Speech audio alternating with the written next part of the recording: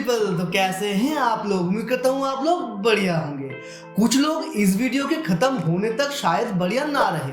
अब हम सबका साथ सबका विकास तो नहीं कर सकते, पर आपके अंदर इंडियन फिल्म इंडस्ट्री में मेनली हिंदी लैंग्वेज में क्या जबरदस्त व्हाइट वॉशिंग चल रहा है उसके बारे में बौद्धिक विकास तो जरूर कर सकते हैं। लेकिन बिना इंट्रो देके वीडियो में आगे बढ़ने से कभी किसी का भला नहीं हुआ।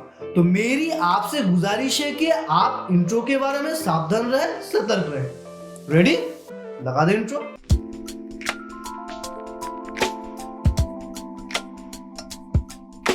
अब ये कोई अचंभे वाली बात तो है नहीं। As of June 2023 Indian film industry ने जर्मन राइट के एग्जिस्टेंस के 10 साल में जितना प्रोपेगेंडा मूवी निकला था उसको क्रॉस कर चुका है। जो मूवी फैनेटिक्स है उनको तो ये पहले से ही पता होगा। अब प्रोपेगेंडा फिल्म के बारे में मैं क्या बोलूं? एक मूवी जहां पे तथ्यों को तोड़ मरोड़ के या फिर बिना तथ्यों के ही एक एजेंडा को पुश किया जाता है। लेकिन ये लोग वीर सावरकर पर मूवी बना रहे हैं और पूरा आईटी सेल बौखला गया है ये प्रूफ करने के लिए कि सावरकर सच में वीर थे। कांग्रेस और कम्युनिस्ट हिस्टोरियन ने उनको बेमतलब का डिफेम करा है हिस्ट्री में। स्पीकिंग ऑफ कांग्रेस, वीडियो में पॉलिटिकल रेफरेंसेस होंगे। अब मैं कोई पॉलिटिकल एनालिस्ट तो हूं नहीं और ना ही किसी पार्टी के युवा मोर्चा का नेता। इस मुद्दे पर बिना पॉलिटिक्स के डिस्कशन किया ही नहीं जा सकता। Right now you can take cinema out of politics, but you cannot take politics out of cinema. दबा के हो रहा है। तो एज अ मूवी रिव्यूअर मुझे भी कुछ चीजों पर टिप्पणी करना होगा और पॉलिटिक्स सिनेमा का एक अभिन्न अंग बन चुका है, तो मैं चाहकर भी स्किप नहीं कर सकता। अब इसे प्रोपेगेंडा कहे या फिर चू भाई मत बोल, मरना है क्या? मुझे नहीं मालूम। मुझे ये भी नहीं मालूम ये लोग ये सब जानबूझ के कर रहे हैं या फिर इनको और हमको अलग हिस्ट्री पढ़ाई जाती है। वीर सावरकर पर मूवी क्यों? कुछ लोगों का, कंटेंट क्रिएटर्स का मानना है कि नेताजी सुभाष चंद्र बोस, भगत सिंह, उधम सिंह पर तो बहुत सारे मूवीज बन गए हैं। Even when Savarkar is the most controversial person in Indian history, इन लोगों को लगता है कि सावरकर के अलावा और कोई फ्रीडम फाइटर था ही नहीं इंडिया की आजादी की जंग में। ये लोग बड़े एजुकेटेड हैं, इनको मैं क्या ही बोलूं। इनका knowledge about Indian national movement और इनका logic just blows my mind. Veer Savarkar कितने वीर थे? शहीद भगत सिंह से भी वीर? ऑफ कोर्स, वरना लोग वीर क्यों बुलाएंगे? और किसी को तो नहीं बुलाते भी। प्रैंक हो गया आपके साथ। क्या सावरकर को वीर पहली बार 1926 में पब्लिश हुआ सावरकर की जीवनी लाइफ ऑफ बैरिस्टर सावरकर में बुलाया गया, जिसको किसी चित्रगुप्त ने लिखा था। लेखक का नाम याद रखिएगा। पर आप लोग तो स्टडी आईक्यू देखते ही होंगे। वहां पे तो बोला गया सावरकर जब 12 साल के थे उनके शहर में एक हिंदू मुस्लिम राइट हुआ था। उस हिंदू मुस्लिम राइट में घायल हुए हिंदुओं का नेतृत्व 12 साल के सावरकर ने दिया था। हाँ जी, 12 साल के। 12 साल की छोटी उम्र में सावरकर के रिबेलियस एटीट्यूड की पहली झलक देखने को मिली, जब अपने ही गांव में हिंदू मुस्लिम राइट्स के दौरान घायल हुए हिंदुओं का नेतृत्व सावरकर ने किया। इसी इंसिडेंट के बाद से गांव के लोगों ने उन्हें वीर सावरकर के नाम से बुलाना शुरू कर दिया। ये तो वही मगरमच्छ वाला कहानी जैसा हो गया। खैर, मैंने पूरा इंटरनेट आर्काइव छान मारा, मुझे ये डेटा कहीं नहीं मिला। जो डेटा मिला उससे तो यही प्रूफ होता है कि चित्रगुप्त ने ही पहली बार विनायक दामोदर सावरकर को वीर बुलाया था। फिर 1987 में किताब के पब्लिश होने के 61 साल बाद, वीडी सावरकर के मरने के भी कई साल बाद, किताब के पब्लिशर रविंदर रामदास ने कांड कर दिया। उन्होंने किताब का, जो कि वीडी सावरकर की जीवनी है, अगेन भूल गए होगे तो, उसका जो लेखक है चित्रगुप्त, वो असल लाइफ में कौन है ये बता दिया। ऑडियंसेस में से जिनको लगता है कि चित्रगुप्त एक असली लेखक का नाम है, वो वीडियो यही छोड़ दो। आगे का तुम लोगों को कुछ समझ नहीं आएगा, आज शपथ। Drum roll please. तो चित्रगुप्त, जिन्होंने वीडी सावरकर की जीवनी लाइफ ऑफ बैरिस्टर सावरकर, जिसमें पहली बार वीडी सावरकर को वीर सावरकर बुलाया गया है विनायक दामोदर सावरकर। जी हाँ, वीडी सावरकर ने अपने आप को अपने ही जीवनी में वीर सावरकर बुलाया था 1926 में, that too using a pen name. और इस पॉइंट की रिसर्च करते वक्त जब मैंने स्टडी आईक्यू ने जो बोला उसको वेरीफाई करने की कोशिश करी तो मुझे सिंगल आर्टिकल नहीं मिला। फिर मैं डेस्परेशन में आके अनथिंकेबल कर दिया। रिसर्च पर्पस के लिए डेटा ढूंढने निकलकर मैंने पोरा विजिट कर लिया। ये महापाप में गिना जाता है। इनकेस अगर कोई रिसर्च पर्पस के लिए क्वारा से इंफॉर्मेशन गैदर करने की सोच रहे हो तो ये देख लो। बंदा एक इन्वेस्टमेंट कंसल्टेंट है और ज्ञान हिस्ट्री पर दे रहा है। मैं मूवी रिव्यूअर हूँ, मुझे हर टॉपिक पर थोड़ा बहुत ज्ञान होना जरूरी है क्योंकि movies nowadays covers a vast range of topics. UPSC का प्रिपरेशन भी लिया हुआ है, इससे नॉलेज का दायरा थोड़ा और बड़ा है। बाकी जो नहीं पता उस पर केस स्टडी कर लेता हूँ, लेकिन एक इन्वेस्टमेंट कंसल्टेंट तो नेक्स्ट लेवल है भाई। और लिखा क्या है, श्री वैशंपायन ने बोला है। कौन वैशंपायन? ये तो पेन नेम है, वीर वमनराव जोशी। उन्होंने 2 किताब लिखे हैं और उनमें से एक का भी नाम स्वतंत्रता वीर नहीं है। श्री सदाशिव रांडे, उन्होंने 6 किताब लिखी है, उनमें से एक का भी नाम स्वतंत्रता वीर विनायकराव सावरकर यांचे चरित्र तो नहीं है। बंदे ने सोचा सावरकर ने खुद को वीर नहीं बुलाया, ये वो प्रूव कर देगा कुछ मराठी लेखकों का नाम और 4 जगहों पे एक ही साल का जिक्र करके। उसने सोचा लोगों को क्या ही पता चलेगा, लोग तो बंटी है और बंटी तो चूतिया है। तो क्वारा से इंफॉर्मेशन मत ही लो। कहीं पे कोई आर्टिकल या रेफरेंस नहीं मिल रहा तो most probably what you are searching is a lie. Study IQ वाले IT सेल मोड में हैं, आऊंगा उन पर, धैर्य रखिए। किसी और का तो नहीं मालूम, लेकिन जो आदमी खुद को वीर बोलता है मैं उसको ग्लोरीफाई नहीं करने वाला। मेरे लिए ऐसे किसी आदमी का कोई क्रेडिबिलिटी ही नहीं। अब VD सावरकर ने क्या कुछ नहीं किया? ऑफ कोर्स करा है। उन्होंने 9 साल कालापानी की सजा काटी है देश हित में, देश की आजादी में काम करने के लिए। लेकिन वहां पे भी तो कंट्रोवर्सी। पहला कंट्रोवर्सी, AMT जैक्सन ने VD सावरकर के बड़े भाई गणेश दामोदर के ऊपर सेडिशन चार्जेस लगाकर कालापानी की सजा सुनाई, जिसके चलते अनंत लक्ष्मण कान्हेरे ने AMT जैक्सन की गोली मार के हत्या कर दी। अब अनंत कान्हेरे अभिनव भारत के मेंबर थे और गणेश दामोदर सावरकर अभिनव भारत के प्रतिष्ठाता थे, along with his younger brother VD Savarkar. तो कान्हेरे का गुस्सा जायज था। अब बात यह है कि गोली तो कान्हेरे ने चलाई, लेकिन जो रिवॉल्वर था वो VD सावरकर ने सप्लाई किया था। इसके चलते VD सावरकर को कालापानी की सजा हुई। अब कुछ लोगों का कहना है कि सावरकर ने गोली तो चलाई नहीं और गन सप्लाई सावरकर पहले से ही करते आ रहे थे। मदन लाल ढींगरा को भी रिवॉल्वर उन्हीं ने ही सप्लाई किया था। अब अनंत कान्हेरे के यूज करेंगे 20 browning handgun one of them था।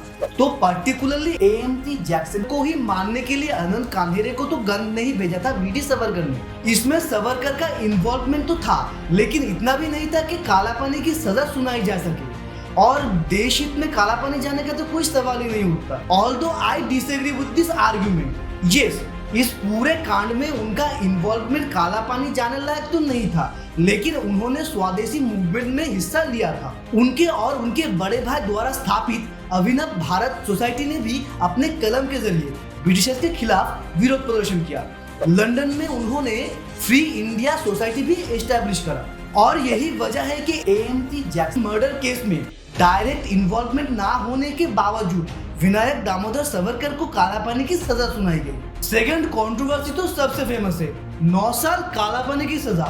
जिन 9 सालों में वीर सावरकर ने 6 बार मर्सी पिटीशन लिखे, उनको सजा सुनाई गई 4 जुलाई 1911 को और उन्होंने पहला मर्सी पिटीशन लिखा 30 अगस्त 1911 को। मतलब सबर ही नहीं हुआ। लेकिन IT सेल वालों ने नैरेटिव तो ऐसे चलाई है जैसे सावरकर पर बहुत ज्यादा अत्याचार किया गया है, तब जाके उन्होंने मर्सी पिटीशन लिखा।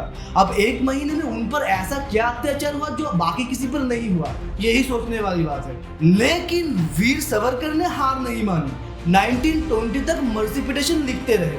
अब हाँ, एक दिन भी इन कालापानी इज हेल होल, लेकिन एक वीर 1 महीने में कैसे? वो अकेले तो पॉलिटिकल प्रिजनर नहीं थे कालापानी में। भगत सिंह और खुदीराम बोस ने अपने प्राण त्याग दिया वतन के लिए।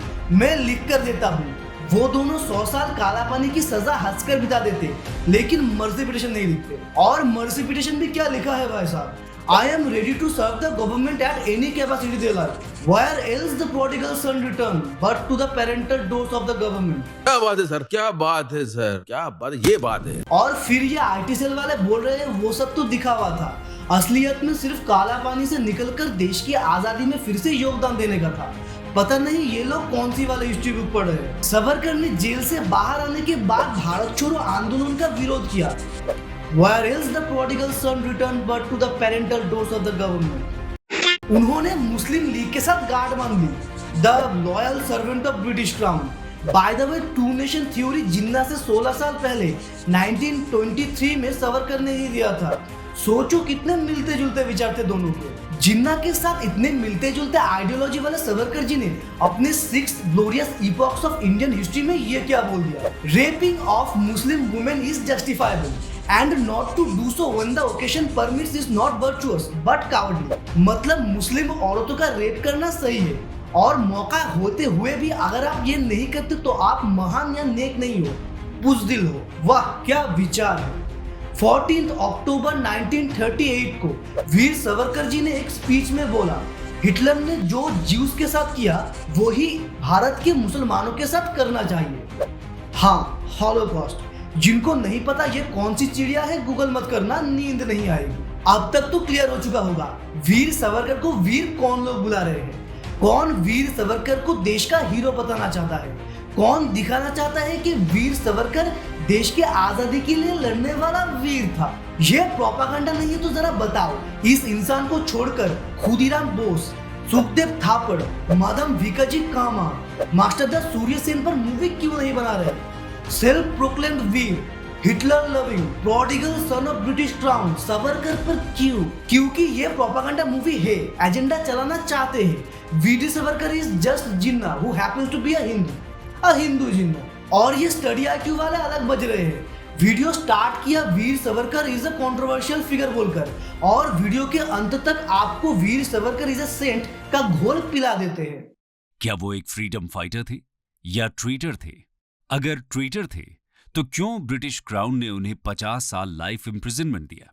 सावरकर से जुड़े कितने सारे पहलू उन्होंने वीडियो से एक्सप्लोर करा, कोई नेगेटिव पॉइंट था ही नहीं। सावरकर तो सेंट है, मर्सिफिकेशन वाला पॉइंट उठाया लेकिन उसको भी जस्टिफाई करने की कोशिश करी। कुछ लोग बोलेंगे तो उनका वीडियो देख क्यों रहा था। भाई लोग बात को समझो, किसी चीज पर रिसर्च करने के लिए तथ्यों को 2 से ज्यादा सोर्सेज से लेना इज अ गुड प्रैक्टिस। किसी सोर्स में अगर गलत इंफॉर्मेशन हो तो आप तभी पकड़ पाएंगे जब आप 2-3 सोर्सेज से इंफॉर्मेशन को कंफर्म करेंगे। मैं रिसर्च पर्पस के लिए ही गया था उनके चैनल। अगर मैं 4-5 सोर्सेज से इंफॉर्मेशन गैदर नहीं करता तो स्टडी आईक्यू ने अपने वीडियो में क्या खेला है वो पकड़ ही नहीं पाता, जान ही नहीं पाता कि सावरकर कितने कांडी आदमी थे।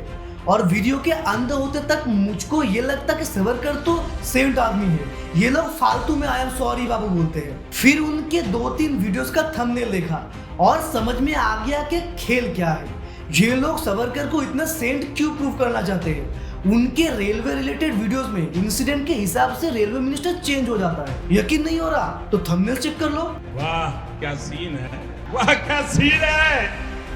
अगर उनको सच में लगता कि वीर सावरकर के साथ अन्याय किया है इतिहासकारों ने तो वो लोग वीर सावरकर पर मूवी बनाने तक वेट नहीं करते।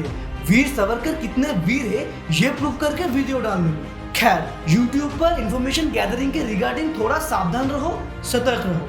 इंफॉर्मेशन गलत देना ही डेंजरस नहीं होता, हाफ इंफॉर्मेशन वो भी सिलेक्टिव इंफॉर्मेशन देना और भी डेंजरस होता है। तो देख लो जनता, हमारी सोशलिस्ट डेमोक्रेटिक रिपब्लिक की फिल्म इंडस्ट्री जिन्ना के हिंदू वर्जन पर मूवी बना रही है, उसको ग्लोरीफाई कर रही है। जैसे पाकिस्तान जैसे एक्सट्रीमिस्ट से भरे देश में ओजी जिन्ना को सेलिब्रेट किया जाता है। मैं उन रिव्यूअर्स की तरह नहीं हूँ जो कास्टिंग देख के बोलूंगा ओ माय गॉड रामचरण वो नाटू वाला मूवी तो तब फ्लॉलेस होगा ही, या फिर रणदीप हुड्डा वो तो बढ़िया एक्टर है और मूवी भी अच्छी चूज करता है तो ये मूवी भी अच्छा ही होगा। मुझे घंटा फर्क नहीं पड़ता लीड में कौन है, डायरेक्शन किसका है, प्रोड्यूस कौन कर रहा है। अगर मूवी का स्टोरी मटेरियल प्रॉब्लमेटिक है तो मेरा हक बनता है मेरे ऑडियंसेस को इस चीज के बारे में बताना। इस प्रोपागेंडा के चक्कर में मत पड़ो। किसी और प्रोपागेंडा के चक्कर में पड़ गए तो तब भी इतना बेइज्जती नहीं होगा, because this is one of the more intellectually dead propaganda. किसी ने भी अगर 10th का हिस्ट्री पेपर बिना चीटिंग करके क्लियर करा है तो वो इस मूवी को सीरियसली नहीं लेगा। उसको देखकर ही पता चल जाएगा कि ये तो प्रोपागेंडा है। बाकी movie technical point of view से कैसा है वो तो मूवी देखने के बाद आपको जरूर बताएंगे। एंटरटेनमेंट चैनल खोलकर क्यों बैठे हैं। तो बस आज के लिए इतना ही। अगर आपको हमारा ये वीडियो पसंद आया तो consider hitting the like button. बहुत घंटे का मेहनत गया है इस वीडियो को बनाने में, तो अगर अपने दोस्तों के साथ शेयर कर दोगे मेहनत सार्थक हो जाएगा। बाकी वीडियो के किसी पॉइंट के साथ अगर डिसएग्री करते हो तो वो पॉइंट कमेंट में बताओ, लगे हाथ फीडबैक भी दे देना। और रिमेंबर, वीडियो के कमेंट सेक्शन में no toxicity. No personal attacks. और चैनल पर पहली बार आ रहे हो तो सब्सक्राइब भी कर दो। एंटरटेनमेंट रिलेटेड सब कुछ मिलेगा बस एक सब्सक्राइब से। तब तक stay away from propaganda and peace. Anant के गुस्से ने आग का रूप लिया और 21 दिसंबर 1909 को उन्होंने एटीएम जैक्सन को गोली मार दी।